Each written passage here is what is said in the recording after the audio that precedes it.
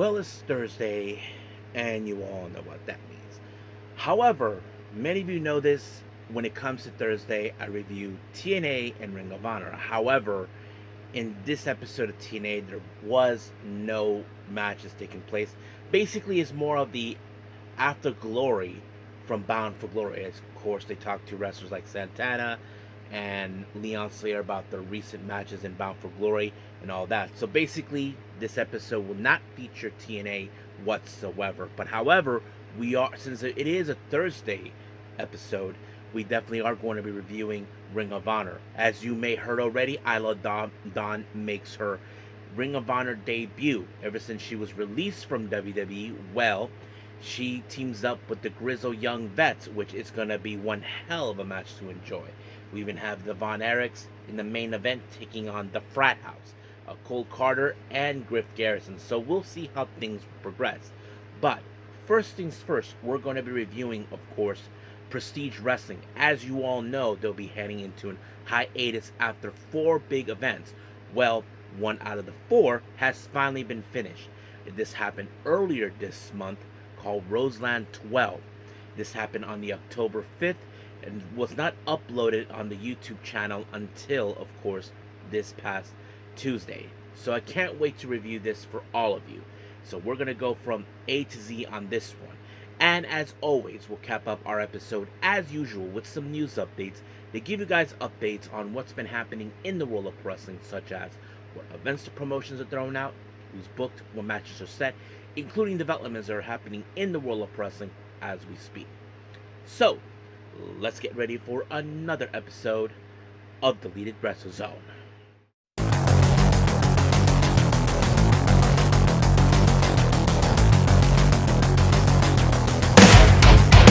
Are you ready? Get up, get up! Get up, get up! Get up, get up! Get up, get up! Get up, get up! Get up, get up! Hey everyone, welcome to Deleted Wrestle Zone, all things that is pro wrestling with AEW, NXT, New Japan Pro Wrestling, TNA, the National Wrestling Alliance, various promotions, wrestlers, matches, and championships. I am your host, J-Rod here. So, if you are new to the channel, welcome. This is a channel we do a lot of pro wrestling reviews from various promotions, not only here in the United States, but also in Japan, Mexico, Canada, Europe, the UK. Anywhere in the pro wrestling is not as big, but it continues to grow. We also, of course, do discussion videos, talk about various topics such as, of course, the wrestlers themselves, the promotions, factions, storylines, whatever we want to talk about. We also, of course, do more news updates. If certain information was unable to be on this episode, we can either put it on the next one or on a separate video by itself. We also, of course, do real-time news updates to keep you guys on alert if something has happened in the world of wrestling that needs to be addressed ASAP.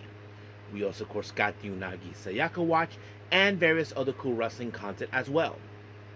So if you like what you see, please subscribe to us or click on that subscribe button. You'll be getting a lot of daily reviews and other cool wrestling content as well. But if you like this episode, please give us a like on the like button or a nice comment in the description down below. Now, enough with the jibber jappers. Let's get this meeting into order. So, let's begin with Prestige Wrestling.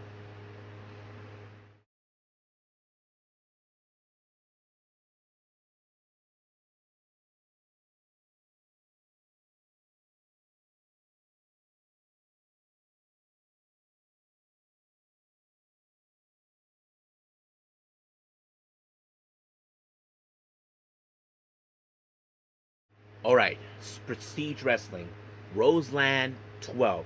Now, many of you have already heard what's been going on. I've been reporting this for a while now. Prestige Wrestling will be taking a hiatus. It's unclear when they'll be back, but they have their Final 4 show, and this is one of them right now. Roseland XII, one of their big shows that they normally do at the Rose Theater in Oregon, so anybody happens. But this event happened on the 5th of October, but it was not uploaded on their YouTube channel until the 14th of October, which was this past Tuesday. But luckily, we get to review that. So I figured since they're almost going to be finishing up, let's finish. Let's do this one anyway. Anyway, we opened up with Cody Chun taking on Travis Williams, one half of Sinner and Saint. This match was intensified because I was too sure. We know that Travis Williams, along with Judas Icarus, they are the most aggressive but more deadly tag team. But individually, they can show exactly the same kind of aggression and, of course, how dangerous it can be. And Cody Chun, I have to say, he held on as much as possible. He tried to fight back no matter what it took, but it was not enough until Travis Williams put him in a somewhat of a brain buster, and just like that, 1, 2, 3, Travis Williams picked up the win.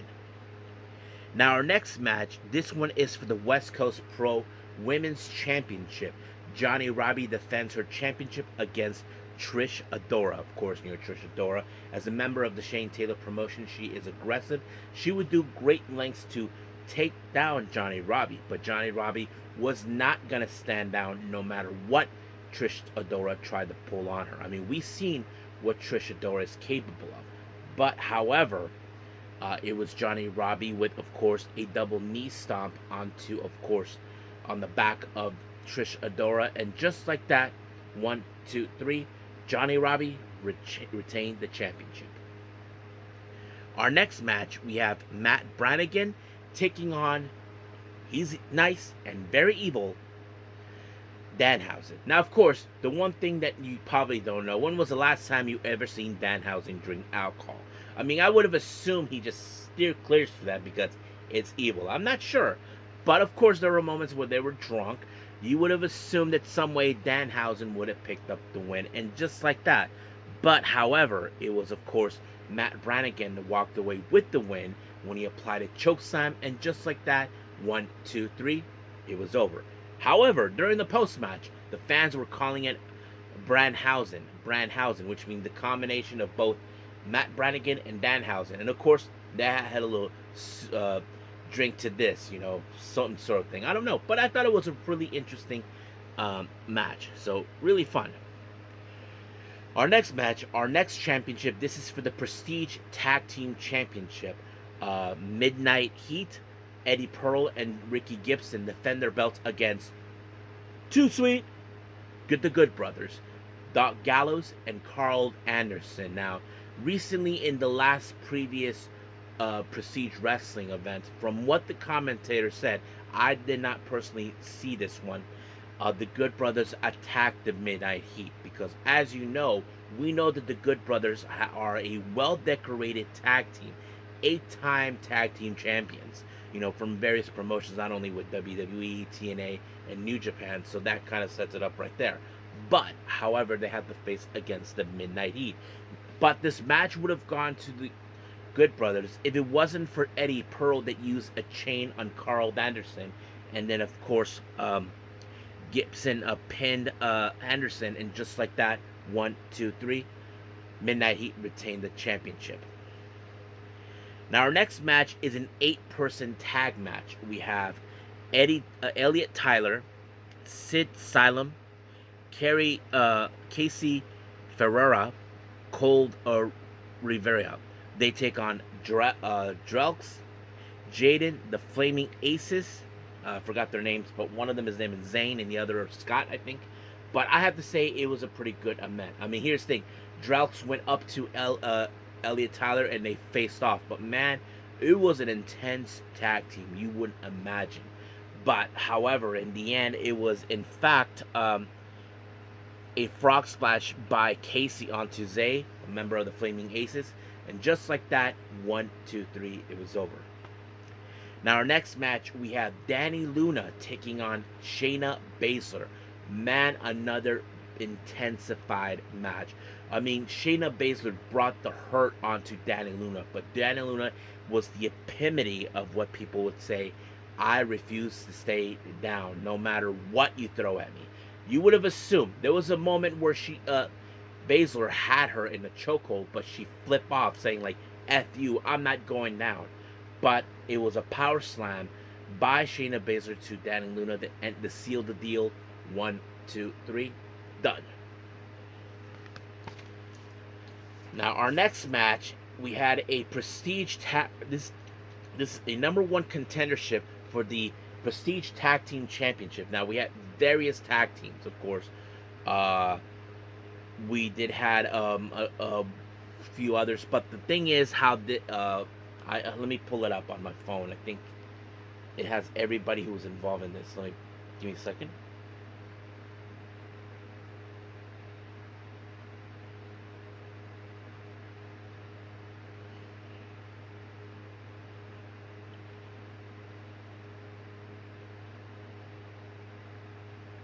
Okay, here it is. All right.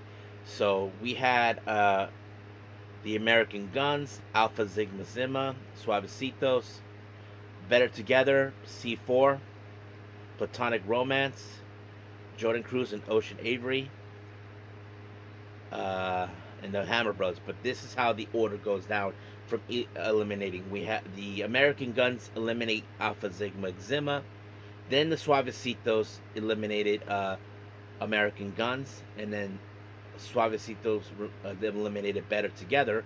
Then C4 eliminates Los Suavecitos, and then C4 again eliminates all that crew, the crew. Then Platonic Romance removed C4. Then it was Jordan Cruz and Ocean Avery that eliminates Platonic Romance, and then of course the Hammer Brothers were the last. But here's what happened. When the Hammer Brothers tried to make their presence into the ring, they were viciously attacked by Midnight Heat because many times over, Midnight Heat had screwed them from ever becoming tag team champions, and they thought that attacking them with chairs would soften them up, but it didn't do any good because in the end, it was the Hammer Brothers who walked away to win with the win. So now the Midnight Heat has to deal with them, but the Hammer Brothers have to, of course, figure out a way to ensure they don't lose again. So that's what pretty much happened on that particular day. Now our next match, this is for the DPW Women's World Title. We have Amira versus Nicole Matthews. Now of course Amira, she's the hometown girl. People were rooting behind her because she is, been with the promotion for almost 4 years, and that's the thing. But however, things didn't go her way because Nicole Matthews used a let's see, what was it I put on them? Some sort of use something on Amira, and just like that, knocking her out, then applying the label lock. But of course, she was out, and the referee called it. And just like that, Nicole Matthews got away with it by retaining the belt, using whatever she used to take her out. But that's exactly what happened. Now our next match, this is for the Prestige World Championship. Judas Icarus defends it against Kevin Blackwood. I have to say, this was another intensified match. No cheating. It's all about beating the crap out of each other. That's one thing. But man, like, you can tell that Kevin Blackwood did everything humanly possible to try to take him out. So did Judas Icarus. But however, it was, of course, Kevin Blackwood with the firestorm onto Judas Icarus. Just like that. 1, 2, 3. Brand new Prestige World Champion. So that's how things end, of course, with Roseland 12. Now keep in mind, we have 3 more shows to go from them, and then they'll take their hiatus. So as of right now, we are officially done with Prestige. Let's move on with Ring of Honor.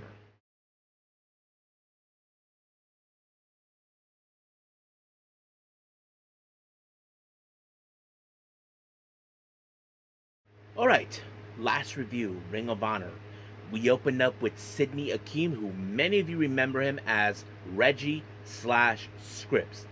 So we haven't seen him for quite some time, but it's great to see him. He faces against the Sauce, Alex Zane. Now I have to say, this was a good opener for me, because many of you guys know Alex Zane, despite this dude being as tall as hell, but he can move like a junior heavyweight. You know perfectly well that would be an awesome match. But the one thing was awesome was Sidney Akeem dodging every turn that he got against Alex Zane. And you wouldn't imagine, but of course, what surprises us is when he applies that little backflip cut or whatever he does, and just like that, 1, 2, 3, he won the match.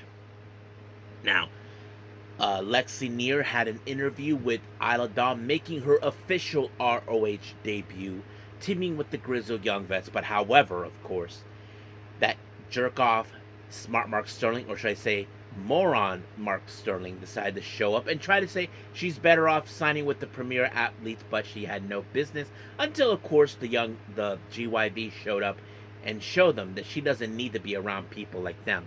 So I have to say it's going to be interesting. But however, let's jump into that match. Of course, Isla Dawn and the GYV taking on Gabriel Arios, Hadi, and Carolina Cruz. Now, of course, many of you would have assumed that GYV and Isla Dawn walked away with the win. Yeah, that was the actual how the match ended. You know, they picked up a fantastic win together when they applied a high-low onto Arios. And it was, of course, James Drake who picked up the win by pinfall.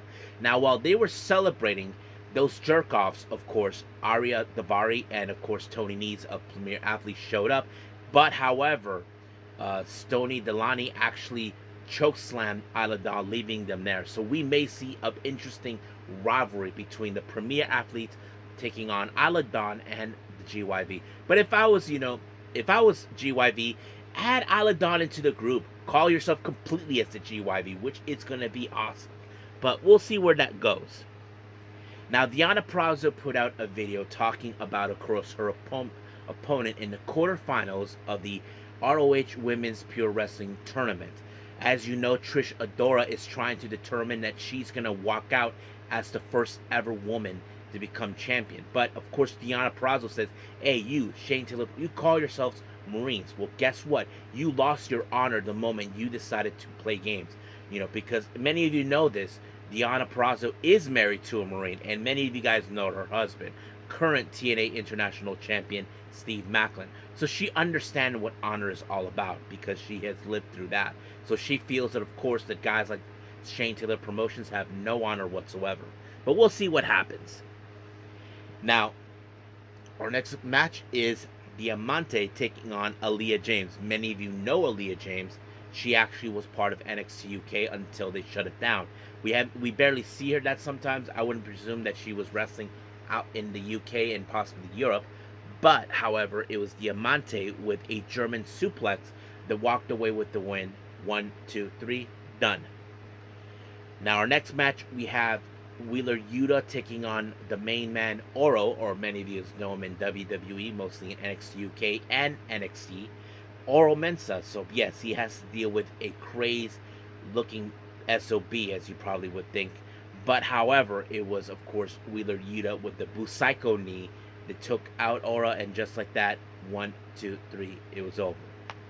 Now, our next match, we had Shannon Moore, who many of you remember him from WWE, TNA, and he had a close relationship with the Hardys, takes on Blake Christian. Blake Christian, as you know, he is trying to be himself, that he is at the top of the mountain, by taking on wrestlers that feel they surpassed their prime, like Jay Lethal, Shannon Moore, and now he feels Bandito has outlived his usefulness since he's aiming for the ROH World Championship, and that's exactly what they're trying to do. However, of course, Shannon Moore has to keep an eye on, of course, Lee Johnson, who will be trying to distract them. But in the end, of course, in the end, we did see Blake Christian being a sick freak when he applied the lethal injection and then the vanilla choke zone. And just like that, Shannon Moore just tapped out.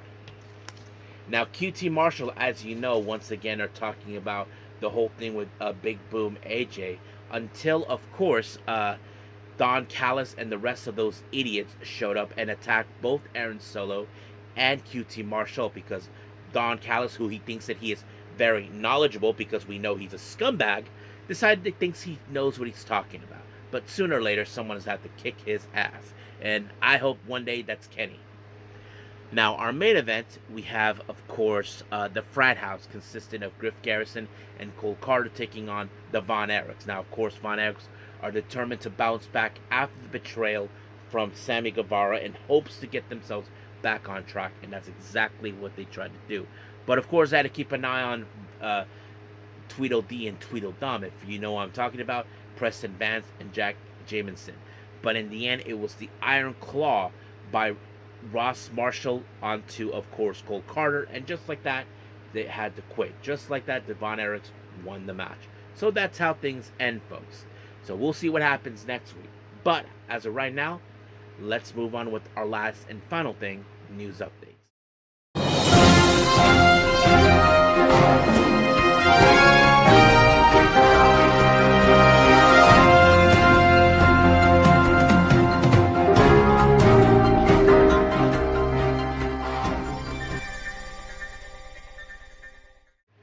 Alright, so welcome to our news update. So let's begin with upcoming events. We have, of course, Fantastica Mania taking place on the 18th of October, which is real soon. Another match have been announced. We have Shaw Samuels taking on Ultimo Guerrero, so that's going to be a fun match. And then, of course, we have the GCW Shotzi Blackhouse House of Horrors. There is the Doorway to Hell match. I'm not sure if the GCW Ultraviolet Championship will be on the line. Matt Tremont will be facing up against Joshua Bishop, so that's going to be a very interesting thing. Now, on to developments. Many of you may or may not heard that recently that Tony Khan and AEW were considering to have a training center in Asheville, North Carolina, but it's still unclear why it hasn't happened. Apparently they wanted to change the facility into a much bigger, so that one will be put on the back burner for now. So if there's anything, so we'll see. Now, sad news for all you Mayu Iwatani fans out there. She's going to be missing out on some Mighty Gold events, which is a real bummer, but she injured her ankle in a much recent event, so speedy recovery, Mayu. A sad news for Rossy Ogawa. Many of you may have heard or may not have heard this. A longtime referee who Rossy Ogawa knew when he ran things with All Japan Women's Pro Wrestling has passed away. Apparently, he disappeared when a bear attacked him and they couldn't find him. But this is what Rossy Ogawa put out recently on his social media. They say they found his body. Looks like he was taken out by a bear. And I don't want to be around a bear, if you know what I mean. So this is what he had to say about that. We had received heartbreaking news that the body of Katsumi Sasaki, who went missing after a bear attack at a hot spring facility in Kitakami, Iwate Prefecture, has been found. Sasaki's final time as a referee was at Mighty Gold Ring. He was a junior from All Japan Women's Pro Wrestling, a quiet but dedicated worker, and he leaves behind two young daughters. He was scheduled to be at the Shinkiba show, but ended up absent. And now we have parted without having exchanged a single word. There's nothing to say how deeply tragic and regrettable this is. May he rest in peace. Oh man, that's kind of sucks, because of course bears are dangerous, there's no secret about that, but for someone like Rossy to lose someone who he was close with back when he ran things in that promotion years ago, it's sad. And not to mention, Rossy never had to say goodbye because this was an unfortunate, tragic thing. But yeah, that's how it is. So yeah. Now, our final development here that many of you may or may not heard. There's been talk about Andrade. As you all know, he was released from WWE, and then all of a sudden he appeared in AEW. Now, this is what people are talking about. What just happened? According to what we learned, Andrade said he did not have a 90-day no-compete clause. Well, apparently there's a big twist, and this is something that some people are saying it's so effing messed up. Apparently, they have a TKO no-compete clause, meaning that, and apparently Andrade has a 1-year no-compete clause, and it was like, what the fudge? Apparently he had scheduled to some events, and no one told him this, and that's what he's saying. And this is what certain sources were were reporting. This is what Brian Alvarez, I believe, from Fightful Select, Wrestling Observer. This is what they're reporting. We have confirmed through multiple sources that new TKO contracts have a clause where if you're fired for cause or breach, there is a 1 year non-compete clause.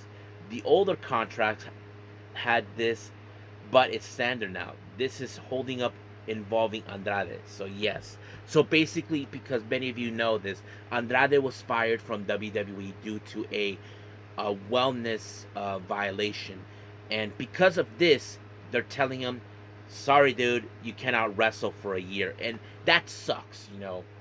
I mean, some people think this is ridiculous.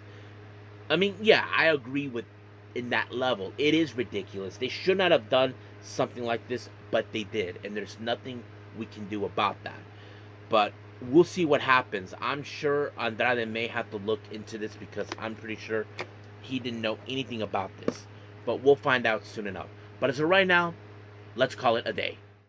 Well, I hope everybody enjoys this episode. Coming up, I haven't decided yet what we're going to do. I know there's a couple of need to catch up with some of the Yoshi wrestling events, but I'll catch up with those soon enough. But as of right now, we'll leave things, how do I say, unknown, and I'll just wing it however I see fit. But I'll let you guys know soon as possible. So until then, I will see you guys in the next DWZ time, same DWZ channel. I must bid all of you adieu. So, goodbye, and have a nice day. Bang.